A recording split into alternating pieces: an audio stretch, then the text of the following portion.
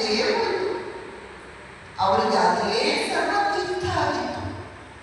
ಶ್ರೀರಾಮಕೃಷ್ಣರು ಒಂದು ಸಲ ತೀರ್ಥಯಾತ್ರೆಗೆ ಹೋಗಿದ್ದು ಕೂಡ ಅವರಿಗಾಗಿ ಅಲ್ಲ, ತಮಗಾಗಿ ಅಲ್ಲ, ತಮ್ಮ ಜೊತೆ ಇರುವ ಮಥುರನ ಒತ್ತಾಯಕ್ಕೆ, ಮಥುರನಿಗೆ ಸತ್ಸಂಗವನ್ನು ಕೊಡಲಿಕ್ಕೆ, ಮಥುರನಿಗೆ ಆಧ್ಯಾತ್ಮಿಕ ಲಾಭವನ್ನು ಗುಣಗೊಳಿಸಲಿಕ್ಕೆ ಮತ್ತು ತಾವು ಯಾವ ಯಾವ ಕ್ಷೇತ್ರಗಳಿಗೆ ಹೋಗ್ತಾರಲ್ಲ, ಉದಾಹರಣೆಗೆ ಕಾಶಿ, ವೃಂದಾವನ, ವೈದ್ಯನಾಥ ಇತ್ಯಾದಿ, ಆ ಎಲ್ಲ ಕ್ಷೇತ್ರಗಳಲ್ಲಿ ಅನೇಕ ಸಂತ ಮಹಾತ್ಮರು ಇದ್ದಾರೆ, ಸಿದ್ಧ ಪುರುಷರು ಇದ್ದಾರೆ.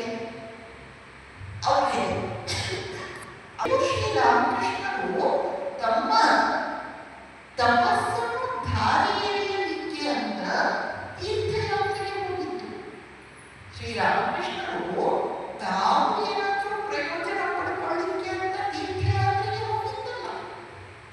ಅಲ್ಲಿರುವ ಸಿದ್ಧ ಪುರುಷರಿಗೆ, ಸಾಧು ಸಂತರಿಗೆ, ಮಹಾತ್ಮರಿಗೆ ತಮ್ಮ ತಪಸ್ಸನ್ನು ಧಾರೆ ಎಳೆಯಲಿಕ್ಕೆ ಅಂತ ಹೋಗಿದ್ದು.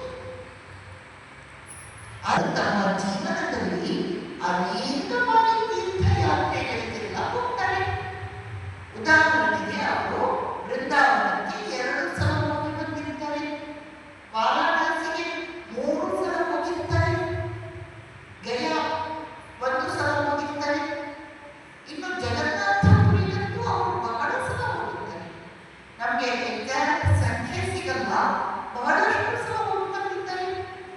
ಮತ್ತು 1 ಸಲ ಅವತ್ತಿನ ಕಾಲದಲ್ಲಿ ಬಹಳ ಕಷ್ಟಕರ ಅಂತ ಹೇಳುವಂತಹ ಸುದೀರ್ಘವಾದ ಪ್ರಯಾಣ, ದಕ್ಷಿಣ ದೇಶಕ್ಕೆ ಆಗಮನ, ಕಲ್ಕತ್ತಾದಿಂದ ಹಿಡಿದು ಕೆಳಗಡೆ ಮದ್ರಾಸಾಗಿ, ಮಧುರೈಯಾಗಿ, ರಾಮೇಶ್ವರ ಸಮುದ್ರ ತಟ, ಕಲ್ಕತ್ತಾ ಮೇಲ್ಗಡೆ ಸಮುದ್ರದ ತಟ, ರಾಮೇಶ್ವರದ ಒಳಗೆ ಹೋಗಿ ಈ ಕಡೆ